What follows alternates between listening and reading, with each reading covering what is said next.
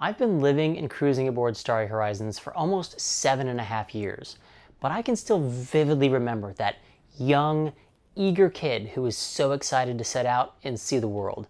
Looking back, there are a few things I wish I knew when we started our adventure, but since I can't go back in time and share those with the younger me, I'm going to share them with you instead. So welcome. I'm David from Out Chasing Stars, and I'd like to invite you to sit back, relax, and let's talk boats.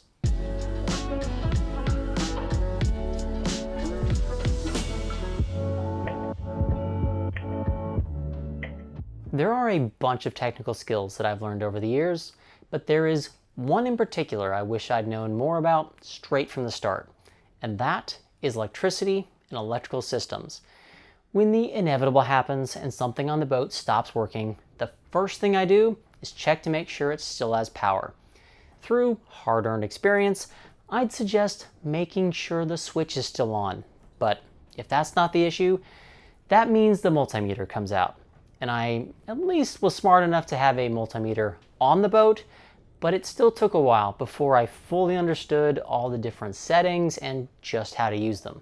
But once I did, the troubleshooting process became much quicker, which also means less aggravating, and I could move on to fixing the problem. We have a mix of DC 12 volt and AC 110 and 240 volt systems on Starry Horizons. Each of those have their own unique characteristics, and it's definitely worth spending time getting acquainted with them. How the wiring is different, size requirements for the length of a wire run, how to measure with a multimeter, the difference between watts, volts, and amps. What is resistance, and how can that affect things on a boat? Parallel versus series, which is a common issue when installing batteries or solar panels. The list goes on and on and on.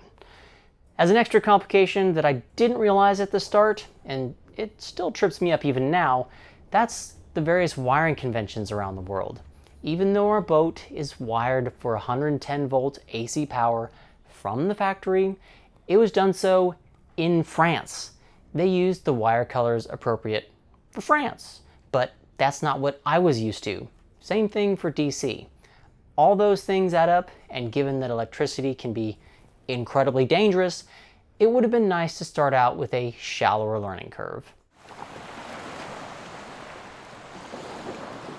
Our cruising goal was always to sail around the world, and we knew that as part of that, we would be in remote places where parts and equipment would be hard or impossible to find. So somehow I got it stuck in my head that we needed to stock up on 5 years worth of spare parts for our engines, generator, and a few other systems. I know. As it turns out, even when you sail around the world, you stop in lots of places where parts and equipment are actually easy to come by. New Zealand? Amazing, and no VAT for transiting boats. Australia? Yeah, everything you could want, also there. Even Thailand had well-stocked chandleries and available supplies. Not to mention, we told guests who came to visit that they had to reserve at least one suitcase for us in order to bring whatever parts we needed. So I could have worried a lot less about preparing for our entire trip right from the start. What I should have done instead was try to identify the critical systems on board and make sure we had spares that would keep those up and running at all times. Now, the engines and generator, they do fall into this category, but 5 years worth of spares was excessive. I got a bit lucky because our first year of cruising was in areas that were relatively easy to get supplies, so when one of our critical systems had an issue, we were able to quickly fix it, even if I didn't already have a spare. But the first time something did break and I realized just how important it was, I bought one new one to fix the problem and a second one to keep as a spare. Now, figuring out which systems qualify as critical, that's going to vary from person to person and boat to boat, and how many spares you're willing to carry will depend on where you're cruising and how much room you have to store them. But one thing should be universal: toilets. I don't know too many people who would be happy using a bucket. The next thing on this list may be rather hard to believe for anyone who's new to sailing or if you're a die-hard racer. But sailing doesn't have to be hard. When we first set out, I was constantly worried about sail trim. If the wind shifted, I was out there immediately adjusting the sails. Questions like, is the boat operating at peak performance? Or are we sailing the most efficient route? Were constantly running through my head. I would spend hours plotting out various routes to take advantage of wind shifts that were forecasted too far out to be accurate. It stressed me out, and worst of all, it stressed Amy out. She would get annoyed, and rightfully so, if she was on watch, but I came out to adjust the sails anyways. It took me a while to realize we were cruising, not racing. It's okay to raise the sails, get them set, and then not adjust them for every tiny wind shift. On long passages, the wind vane setting on our autopilot was amazing. We could set the sails and then the autopilot would keep the wind in just the right place. A big wind shift could drastically alter our course, so it's not like we just stopped paying attention, but relaxing a bit meant I could actually enjoy being out on the water. Something else we came to discover quite quickly as an added benefit of not constantly adjusting the sails is the quality of sleep we could get. Our berth is right under the helm, so anytime you messed around with the sails at night, the off-watch person was going to wake up thanks to the noise. So to compensate, we got good about planning ahead. If a squall or a big increase in wind was forecasted overnight, we'd reef well before sunset while both of us were awake. It worked out far better to sacrifice a little bit of speed for crew comfort. Now, as a result, we were never the fastest boat on the water, but we were confident we'd get to where we were going eventually, and we'd get there safely and still married. The best piece of advice we ever got was from someone we'd met who just finished their circumnavigation. They'd been there, done what we wanted to do, and we were hanging on to their every word. So when they looked at us and said, you know, it's okay to get off the boat, we really took that to heart. Going cruising, it's the culmination of a huge dream. It took us years of planning and preparation before we were ready to set sail. Even still, we had to build up the courage to actually cast off the lines and take off.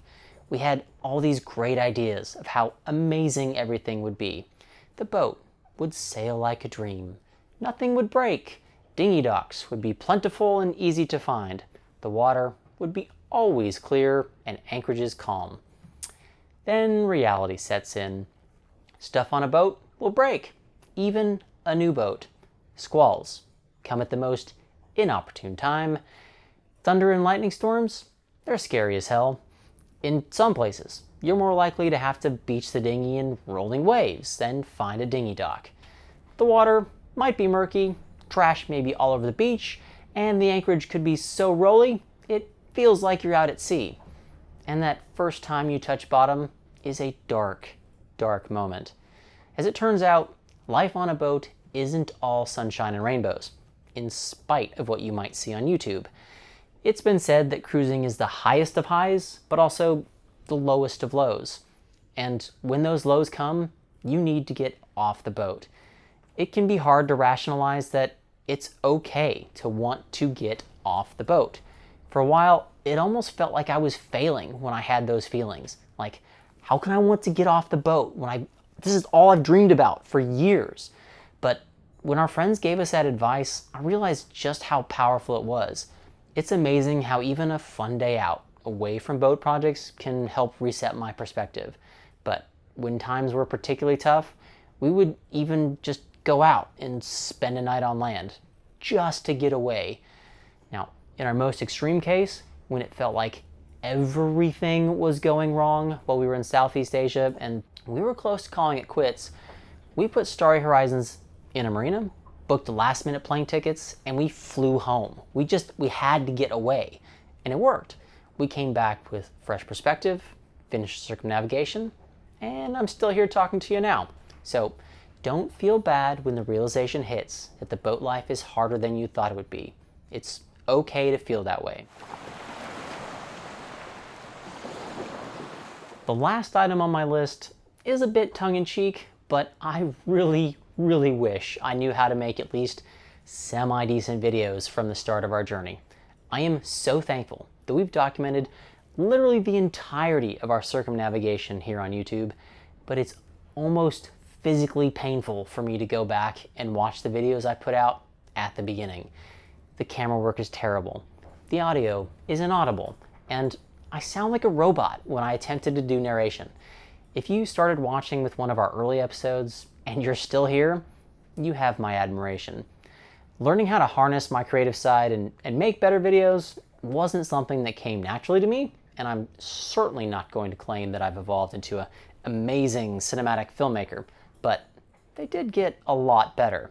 And since our entire purposes in making videos of our circumnavigation was so that later in life we could look back on all the things we did, starting out with less than optimal videos means we didn't capture those experiences nearly as well as I would have liked. So why would this help you?